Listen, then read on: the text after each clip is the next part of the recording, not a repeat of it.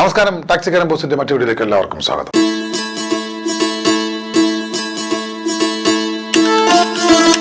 മരണത്തിനും ജീവിതത്തിനും ഇടയിലുള്ള ഒരു ചെറിയ നിമിഷമായിരുന്നു അബ്ദുറഹീമിന്റെ. വീട്ടിലേക്ക് ഉമ്മയെ ഫോൺ ചെയ്തപ്പോൾ ആ ഉമ്മ നിലവിളിച്ചുകൊണ്ട് സമൂഹ മാധ്യമങ്ങളിലൂടെ കരഞ്ഞപ്പോൾ ലോകത്തിലെ മുഴുവൻ മലയാളികൾ ജാതി മതഭേദമന്യേ ഒറ്റക്കെട്ടായിട്ട് ഇറങ്ങി പുറപ്പെട്ടതാണ് അബ്ദുറഹീമിന് വേണ്ടി 34 കോടി രൂപ കളക്ട് ചെയ്തത്. എന്നാൽ ഇന്ന് അബ്ദുറഹീമിന്റെ അവസ്ഥ വളരെ കഷ്ടത്തിലാണ്. ഈ മോചനദ്രവ്യം കൊടുത്തതിനു ശേഷവും അബ്ദുറഹീം ഇന്നും ജയിലിൽ തന്നെ തുടരുകയാണ്. എന്തായിരിക്കും അബ്ദുറഹീം ജയിലിൽ തുടരാനുള്ള കാരണമെന്നാണ് നമ്മൾ അന്വേഷിച്ചപ്പോൾ കിട്ടിയ വിവരമെന്ന് പറഞ്ഞാൽ, ഇസ്ലാമിക നിയമപ്രകാരം ശരീഅത്ത് നിയമം പാസാക്കിയ ഒരു കോടതി വധശിക്ഷ വിധിച്ചാൽ അതിന് വീണ്ടും ആ വധശിക്ഷയിൽ നിന്ന് പിറകോട്ട് പോകാൻ കോടതിക്ക് കുറച്ച് സമയം ആവശ്യമുണ്ട്. ആ സമയ ക്രമീകരണത്തിന് വേണ്ടിയാണ് അബ്ദുറഹീം ഇന്നും ജയിലിൽ കിടക്കുന്നത് എന്നുള്ളതാണ് വാസ്തവം. മലയാളികൾ അത് ഏറ്റെടുക്കും, കട്ടയ്ക്ക് നിൽക്കും എന്നുള്ളൊരു വിശ്വാസം ഉണ്ടായിരുന്നു. അത് പ്രവർത്തിച്ചു കാണിച്ചു. തീർച്ചയായിട്ടും ഇനിയിപ്പോ ചെയ്യാനുള്ളത് അബ്ദുറഹീമിനെ ജീവനോടുകൂടെ എത്തിച്ച് ആളുടെ ഉമ്മയെ കയ്യിൽ ഏൽപ്പിക്കുക എന്നുള്ള ദൗത്യമാണ്. എന്നാൽ ജീവിതകാലം മുഴുവൻ കഷ്ടതകൾ മാത്രം അനുഭവിച്ച് ജീവിച്ചു വന്ന ഒരു പെൺകുട്ടിയായിരുന്നു ഉത്തർപ്രദേശ് ജില്ലയിലെ ഹൊയ്റമുഗളി എന്ന സ്ഥലത്തുകാരിയായ 33 വയസ്സുള്ള ഷെഹ്സാദിയ എന്ന യുവതി. അബുദാബി ജയിലിൽ വധശിക്ഷ കാത്തു കിടക്കുകയാണ്. ഷെഹ്സാദിയ കുഞ്ഞുനാൾ മുതലേ കഷ്ടതയിലാണ് ജീവിച്ചു വന്നത്. എന്നാൽ ആ യുവതി ഇന്ന് ജീവിതത്തിന്റെ കഷ്ടപ്പാടുകൾ മുഴുവൻ തലയിലേറ്റിക്കൊണ്ട് അബുദാബിയിലെ ജയിലിലാണ്. സാധാരണക്കാരിൽ സാധാരണക്കാരായ ഒരു കുടുംബമായിരുന്നു ഷെഹ്സാദിയുടെ. ഷെഹ്സാദി കുഞ്ഞുനാളിൽ അടുക്കളയിൽ ജോലി ചെയ്യുന്ന സമയത്ത് അടുപ്പിൽ വെച്ചിരുന്ന എണ്ണപ്പാത്രം തിളച്ച് മുഖത്തേക്ക് വീഴുകയും മുഖം അങ്ങനെ പൊള്ളുകയും ചെയ്തിരുന്നു. മുഖത്തിലെ ഈ പാടുകൾ ഷെഹ്സാദിക്ക് ഒരുപാട് ദുഃഖങ്ങൾ ഏർപ്പെടുത്തി.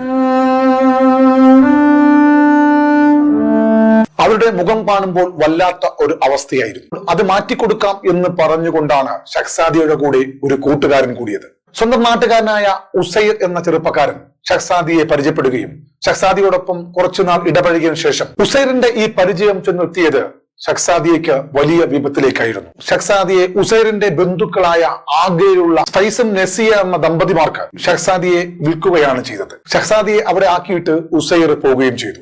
ഷെഹ്സാദിയെ അവർ ഗൾഫിലേക്ക് കൊണ്ടുപോയി അബുദാബിയിൽ എത്തിച്ചു. ഷെഹ്സാദിയുടെ ജോലി എന്തെന്നാൽ 4 മാസം പ്രായമുള്ള ഈ ദമ്പതിമാരുടെ കുഞ്ഞിനെ പരിചരിക്കുക എന്നതായിരുന്നു. അതോടൊപ്പം തന്നെ തന്റെ മുഖത്തിന്റെ പാടുകൾ മാറ്റിക്കൊടുക്കാമെന്ന് അവർ വാക്ക് നൽകുകയും ചെയ്തു. 4 മാസം പ്രായമുള്ള ഈ കുഞ്ഞിനെ പരിചരിച്ചുകൊണ്ടിരിക്കുന്ന വേളയിൽ ഒരു ദിവസം എന്തോ അശ്രദ്ധ കാരണം ഈ കുഞ്ഞ് മരിക്കാനിടയായി. ഈ കുഞ്ഞിന്റെ മരണം കണ്ടപ്പോൾ ഞെട്ടി ഷെഹ്സാദിയ ഫൈസിനെയും നസിയെയും വിളിച്ചു പറയുകയും ചെയ്തു. ഫൈസും നസിയും വീട്ടിലെത്തിയപ്പോൾ കുഞ്ഞ് മരിച്ചിരുന്നു. കുഞ്ഞിന്റെ മരണകാരണം ഷെഹ്സാദിയ ആണ് എന്ന് അവർ പോലീസിൽ പരാതി നൽകുകയും പോലീസ് അങ്ങനെ ഷെഹ്സാദിയെ അറസ്റ്റ് ചെയ്യുകയും ചെയ്തു. ചോദ്യം ചെയ്തപ്പോൾ ഷെഹ്സാദിയ പറഞ്ഞു, കുഞ്ഞ് മരണപ്പെട്ടത് എന്റെ കാരണം കൊണ്ടല്ല, കുഞ്ഞിന് സമയത്തിന് ചികിത്സ കിട്ടാതെയാണ് മരിച്ചത് എന്നാണ് പറഞ്ഞത്. എന്നാൽ അബുദാബി കോടതി ആ വാദം തള്ളുകയും ഷെഹ്സാദിയക്ക് വധശിക്ഷ വിധിക്കുകയും ചെയ്തു. അങ്ങനെ ജയിലിൽ കഴിഞ്ഞു വരവെ ജയിലിൽ വെച്ച് വധശിക്ഷ നടപ്പാക്കാൻ തീരുമാനിക്കുകയും ഷെഹ്സാദിയോട് അവസാനമായി എന്താണ് ആഗ്രഹമെന്ന് ചോദിക്കുകയും ചെയ്തു. ഷെഹ്സാദിയ അപ്പോൾ പറഞ്ഞത്, എന്റെ വീട്ടിലേക്ക് എന്റെ വാപ്പയും ഉമ്മയും വിളിക്കണമെന്നായി. ഉടൻ തന്നെ ജയിൽ അധികൃതർ അതിനുള്ള അവസരം നൽകുകയും ചെയ്തു. ഷെഹ്സാദിയ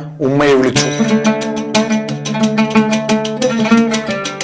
ഷെഹ്സാദിയ ഉമ്മയോടും ബാപ്പയോടും ഫോൺ വിളിച്ചതിന് ശേഷം പൊട്ടിക്കരയുകയാണ്. അതിനുശേഷം ഷെഹ്സാദിയ പറഞ്ഞത്, എന്റെ അവസാനത്തെ ശബ്ദമായിരിക്കും ഇത്. ഇനി ഒരിക്കലും ഉമ്മ ബാപ്പ നമ്മൾ തമ്മിൽ കാണില്ല, ശബ്ദം പോലും കേൾക്കില്ല, എന്റെ വധശിക്ഷ നടപ്പാക്കാൻ പോകുന്നു എന്നാണ് പറഞ്ഞത്. ഷെഹ്സാദിയ ജയിലിലായപ്പോ തന്നെ ഷെഹ്സാദിയുടെ മാതാവും പിതാവും ഉത്തർപ്രദേശിലെ ജില്ലാ ഭരണകൂടങ്ങൾക്ക് നിവേദനം നൽകുകയും അവർ അടിയന്തരമായി ഇടപെടും എന്ന് പറഞ്ഞിട്ട് യാതൊരു ഫലവും ഉണ്ടാകാതിരിക്കുമ്പോഴായിരുന്നു ഷെഹ്സാദിയുടെ ഈ അവസാന ഫോൺ കോൾ വരുന്നത്. ഉടൻ തന്നെ നിലവിളിച്ചുകൊണ്ട് ഷെഹ്സാദിയുടെ ഉമ്മയും ബാപ്പയും തെരുവിലേക്ക് ഇറങ്ങുകയും സോഷ്യൽ മീഡിയയിലൂടെ ജനങ്ങളുടെ മുമ്പിൽ പറയുകയും ചെയ്തു. മീഡിയക്കാരൊക്കെ ഏറ്റെടുത്തുകൊണ്ട് അധികാരികളുടെ മുമ്പിൽ എത്തപ്പെടുകയുണ്ടായി. ഉടൻ തന്നെ ഉത്തർപ്രദേശ് ഗവൺമെന്റ് തന്നെ നേരിട്ട് ഇടപെട്ടുകൊണ്ട് വിദേശകാര്യ വകുപ്പിലേക്ക് മെസ്സേജ് അയക്കുകയും അടിയന്തരമായി തന്നെ ഈ വധശിക്ഷ റദ്ദാക്കാൻ വേണ്ടി സമ്മർദ്ദം ചെലുത്തുകയും ചെയ്തു. ആ സമ്മർദ്ദത്തിന് വഴങ്ങി അബുദാബി ഗവൺമെന്റ് ഇടപെടുകയും വധശിക്ഷ താൽക്കാലികമായി നിർത്തിവെക്കുകയും ചെയ്തു. മരണത്തിന്റെയും തൂക്കുകയറിന്റെയും ഇടയിലുള്ള ഒരു ചെറിയ നിമിഷത്തിലാണ് അബുദാബി ജയിലിൽ നിന്നുള്ള ഒരൊറ്റ ഫോൺ കോളിലാണ് ഷെഹ്സാദിയ ഇന്ന് നമുക്ക് മുമ്പിൽ ജീവിച്ചിരിക്കുന്നത്. പക്ഷേ അബ്ദുറഹീമിന്റെ സംഭവവും ഇതും തമ്മിൽ താരതമ്യം ചെയ്യുമ്പോൾ അബ്ദുറഹീമിന്റെ ക്രൈം എന്ന് പറയുന്നത് സ്വദേശി പൗരന്റെ മരണമാണ്. എന്നാൽ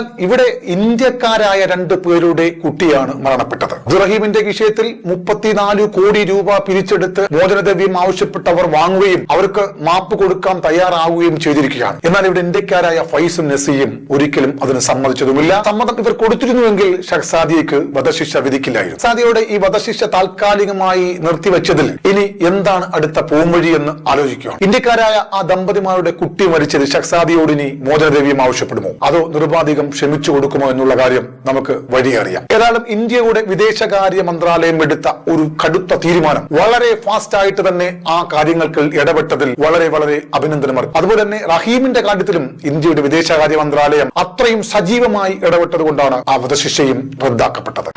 എനിക്ക് ആദ്യം പറയാനുള്ള എല്ലാവരോടും നന്ദി മാത്രമാണ് പറയാനുള്ളത്. ഞാനിത് ഒരാഴ്ച മുമ്പാണ് ഇതിന്റെ യാത്ര തുടങ്ങുന്നത്, ബോച്ച യാചക യാത്ര. ഞാൻ ഇത് തുടങ്ങുമ്പോൾ 2,40,00,000 ഇവിടെ ഈ ഫണ്ടിലുണ്ടായിരുന്നത്. അതിനുശേഷം പല സംഘടനകളും മനുഷ്യസ്നേഹികളൊക്കെ ഇതിന് പ്രവർത്തിച്ചു. ബോച്ചെ ഫാൻസ് ചാരിറ്റബിൾ ട്രസ്റ്റ് എല്ലാ ജില്ലയിലും പ്രവർത്തിച്ചു. എല്ലാവരുടെയും ഫലമായിട്ട് പെട്ടെന്ന് ഈ 34 കോടി രൂപയിലേക്ക് എത്തിച്ചേരാൻ സാധിച്ചു. ഏതായാലും കേരളത്തിൽ നിന്നുള്ള അബ്ദുറഹീമിനും എത്രയും വേഗം മോചനം കിട്ടി തിരിച്ചു വരാനും അതുപോലെ തന്നെ ഉത്തർപ്രദേശിലെ ഷഹ്സാദിയും എത്രയും വേഗം തിരിച്ചു വരട്ടെ എന്ന് ആത്മാർത്ഥമായി നമുക്ക് പ്രാർത്ഥിക്കാം. മറ്റൊരു വീഡിയോ കാണുന്ന എല്ലാവർക്കും നന്ദി, നമസ്കാരം. നന്ദി മാത്രമേ മലയാളികളോട് പറയാറുള്ളൂ.